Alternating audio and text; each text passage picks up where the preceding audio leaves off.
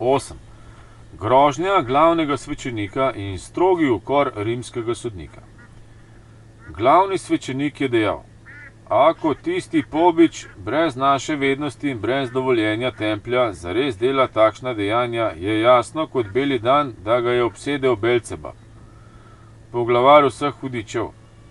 Kolikšna nravstvena čednost je potrebna, da si deležen Božje moči, in to ne more biti nikjer druge kot samo izrecno v najsvetejšem templju v skladu z vedo Mojzesa in vseh prerokov.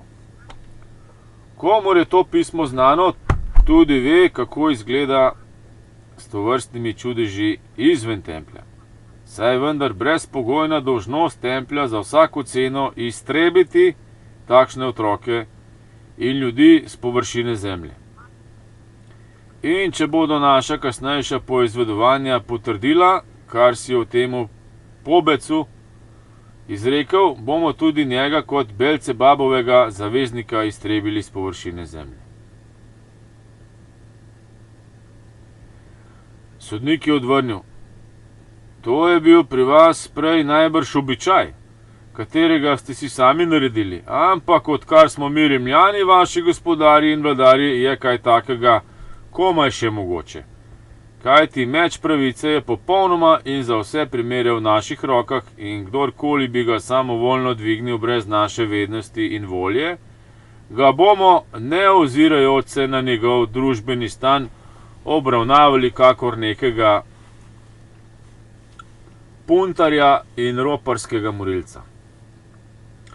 Ravno kar sem pa prav od tega dečka, kakor tudi od tebe, slišal, da ste vi v vaši tempeljski blaznosti umorili v samemu templju celo nekega glavnega svečenika. Samo zato, ker je pripovedoval, da je imel neko višje videnje.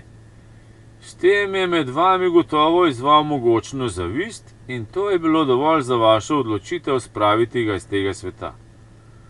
To se je zgodilo pred 12 leti pod našo vladavino.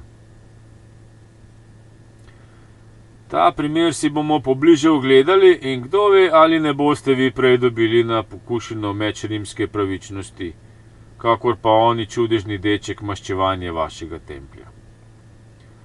Na podlagi moči moje službe vam templarjem povem, da bom vsakogar, ki bi se drznil, pa čeprav samo iz največje oddaljenosti, prizadeti onemu dečku kakršnokoli bolečino kaznoval z mečem.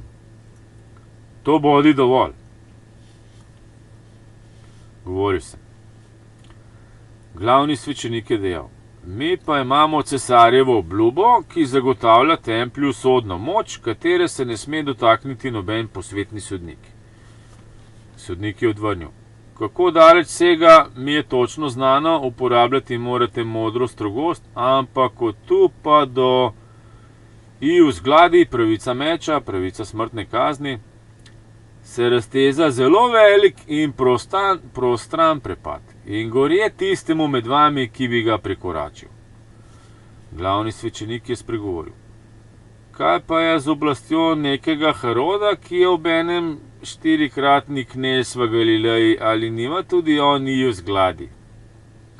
Sodnik je odvrnil: Herod in ostali knezi v judovskih deželah so čisto najemni knezi in njihovi zgladi je omejen izključno na njihove sluge, hlapce in sužnje. Če ga kruto uporabljajo, za kar imajo res kupljeno pravico vsakih 10 let do 10 let, bodo ostali kmalu brez služabnikov, kajti mi nikogar ne silimo naj stopi k njim v službo. Zato je v njihovi lasten dobrobit ne pretiravati z njihovo za drag denar kupljeno pravico, in to še toliko manj, ker more vsak njihov sluga, razen množice sužnjev, odpovedati službo pri njih, kadar hoče, in v trenutku izstopa iz službe se ne nahaja več pod pravosodjem nekega takega kneza, marveč pod našim. Dalje imajo pravico pobirati davke, kateri jim pripadajo, in jih v skrajnem primeru izterjati silo. ampak brez iju zgladi. Za usmrtitve se morajo obrniti na nas in zanje plačati. To so pravice tvojega Heroda, kot tudi vseh ostalih fevdalnih knezov. Vse, kar gre dalje od tega, je najostreje kazniv zločin in ga kaznujemo že po prvem prestopu z odvzemom fevdalne pravice. Če torej verjameš, da boš s Herodovo močjo priganjal čudežnega dečka, se zelo motiš. In tega zavedajoči se Herod se bo znal paziti pred prestopom svoje pravice. Tale deček tukaj pa se sedaj tudi nahaja pod mojim varstvom, prav sedaj mu izrekam vso pravico vas mučiti z vsakovrstnimi vprašanji. In ne bom se umaknil z njegove strani, kajti v njegovi glavi in bitju tiči več jedrnato zdrave modrosti, kot pa v vsem vašem svetišču. In zdaj, moj najljubši, moj najmilejši deček, lahko zopet govoriš, kajti zate sem očistil prostor.